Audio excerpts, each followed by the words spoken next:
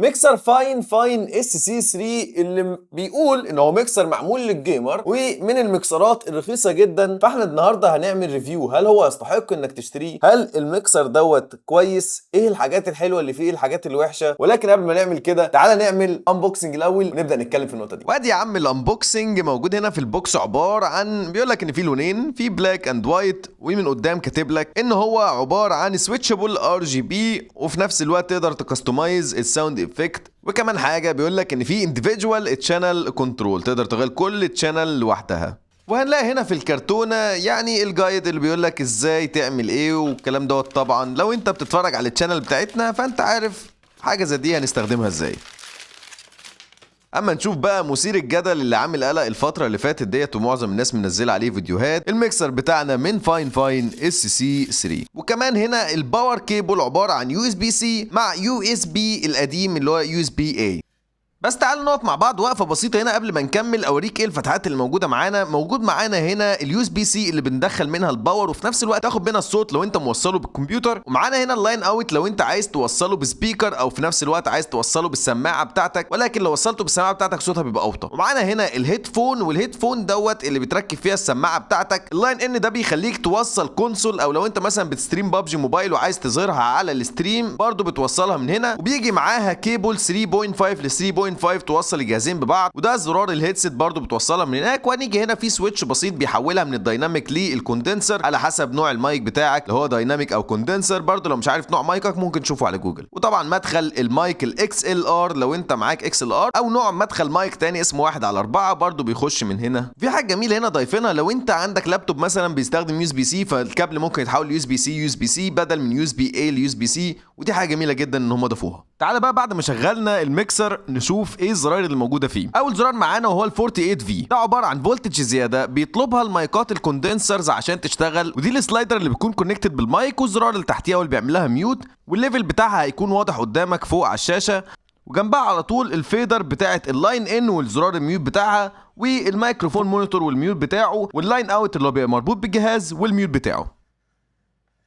وهنا لو انت بتحب تعمل تريكات عندك الاي والبي والسي والدي، دول عباره عن زراير تقدر تسجل فيها مقطع صوتي او تسجل فيها ساوند افكت، وتقدر تشغل الساوند افكت ده مره تانية لما تدوس الزرار. لو فضلت تعمل هولد على الزرار تقدر تسجل لحد 15 ثانيه من الصوت، وبعد كده لما تدوس تكه كمان عليهم بيشغل الصوت مره تانية. انا صراحه محتاج اقدم هنا اعتذار للشخص اللي كتب وعمل المانيوال بتاعه فاين، لان واضح ان في تفاصيل كتيره وانا تسرعت، فاضطريت ان انا ارجع اقراها تاني عشان افهم هو بيتكلم عن ايه. واعتقد انت كمان محتاج تاخدها قرايه سريعه عشان تفهم الموضوع شغال ازاي. عموما الميكسر دوت مبعوت لي فعلا من فاين، ولكن مش مطلوب مني الكلام اللي اقوله بعمل ازاي، وبالتالي انا هقول لك رايي بصراحه. وفي نقطتين صراحه مش عاجبني في الميكسر ده، ولكن هقول لكم عليهم بعد ما اقول لك ايه المميزات اللي موجوده في الميكسر ده. اول حاجه، الميكسر ده بيقدم لك خدمات كتيره جدا، لو حاولت انك تعملها في جهاز تاني هتلاقي السعر بتاعها خرافي، وكل الكلام ده مقابل تقريبا في الوقت الحالي من غير عرض $50. ولكن لو رحنا للمنتج اللي بعده على طول اضرب في تريبل، او كمان لو تدفع جمارك اضرب في 4 اضعاف السعر اللي انا قلت عليه ده. الميكسر شكله شياكه، والحاجات اللي بيقدمها فيه حاجات كتيره جدا جدا، ولكن فيه برضه حاجات ناقصه. فمن ناحيه ان هو قيمه مقابل سعر، هو فعلا قيمه قويه جدا مقابل سعر يعتبر قليل. الفيدرز بتاعته تحس اكنها مش قويه قوي، ولكن فيها حاجه مش موجوده في فيدرز ثانيه. مثلا النظام القديم اللي موجود في جوكس الار كان عندك لما يحصل بج في الميكسر او يحصل ديسكونكت للميكسر كان بيدخل نفسه في حاله ان الفيدر مش بيشتغل اصلا. فحاجه زي كده جربناها في الفاين وشغاله بمنتهى الجمال، مفيش اي مشكله خالص. وكمان وصلنا للنقطة دي أكيد هتبقى حابب تسمع صوت المايك شكله عامل إزاي. هنا أنا قافل ال 48 في لأن أنا بستخدم مايك فاين اللي هو أصلا دايناميك، وبالتالي مش هنحتاج نستخدم معاه الفولتج ديت لأن ده مش كوندنسر. طبعا ده أعتقد أحسن ليفل بالنسبة لي، ممكن أوطيه شوية عشان يظبط مع الصوت لأن أنا بتكلم بصوت عالي عامة. نبدأ بقى نجرب الزراير الموجودة معانا. زي ما احنا شفنا مرة تانية دي الار جي بي، ولكن اللي ما جربناهوش هو صوت التشينج فويس بتاع الميل. تعال نجرب الأول. الميل يعني يعتبر فلتر غريب شوية، هيغير صوتك، هيغير ملامحه. هنا الفيميل تبان صوتها غريب. خليني اقفل الصوت دوت دلوقتي. وزي ما انت شايف في روبوت ومونستر وبيبي والدر. بالنسبه لي بيبي اجمل واحد فيهم صراحه. الالكتريك دوت عباره عن يعني اوتو تون، يعني انا صراحه مش ناوي اغني لك النهارده، بس لو شغلت الزرار ده بيبدا يوديك مثلا دي ودي واي وجي، حاجات كده زي الناس بتفهم في الموسيقى. اعتقد هتبدا يعني تفهم الموضوع ده بيتكلم على ايه.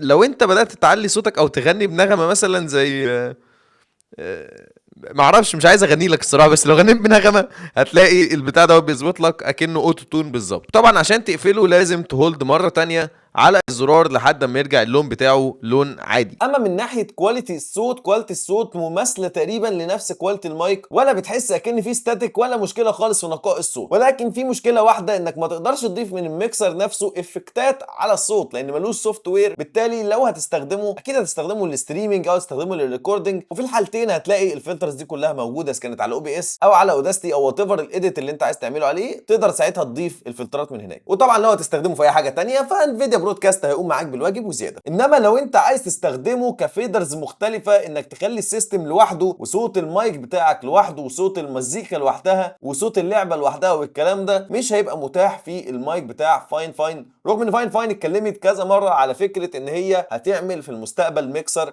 بهذا الاداء، ولكن ما اعتقدش ان نفس الفئه السعريه اللي احنا شايفينها دلوقتي هتكون موجوده في حاجه زي دي، لان حاجه زي كده بتبقى اغلى بكتير. وديت طبعا تخليها نقطه ضعيفه، ولكن من الناحيه السعريه هي نقطه كويسه جدا، لانك انت لو عندك مايك عايز تشغله XLR وتاخد القوه بتاعه XLR اللي انت عايزها، صعب جدا انك تلاقيها في فئه سعريه زي ديت. وطبعا انا جربته مع مايك فاين والارم بتاع فاين اللي احنا اوريدي عملنا عليه فيديو قبل كده، لو حابب هسيب لك اللينكات في الديسكربشن، بص عليها. المايك كان شغال بمنتهى الجمال، مفيش اي مشكله اطلاقا مع الصوت، وكان نقي جدا. وحتى كمان الانستليشن بتاعه كان سهل، انت كل اللي بتعمله انك بتوصله باليو اس بي بالجهاز، وعلى طول بتختار من السيتنجز الاوتبوت والانبوت انك تختار سبيكر فاين ومايكروفون فاين SC3، وبكده الانستليشن خلص. مش محتاج انك تختار من كذا اوبشن، الموضوع بمنتهى السهوله. وطبعا لو عندك اي اسئله تانية وعايز تسمع الصوت بتاع المايك والصوت بتاع الميكسر، تقدر تجيلي على تويتش، انا بستريم كل يوم لايف من الساعه 1 لحد الساعه 4 5، تيجي تسمعه واسال اي سؤال انت عايزه كمان. شكرا فاين على الهديه الجميله ديت، واتمنى تبص بصه على الديسكربشن عشان تشوف الفيديوهات اللي قبل كده. حاجه كمان، لو الفيديو عجبك ما تنساش انك تقول لي رايك بصراحه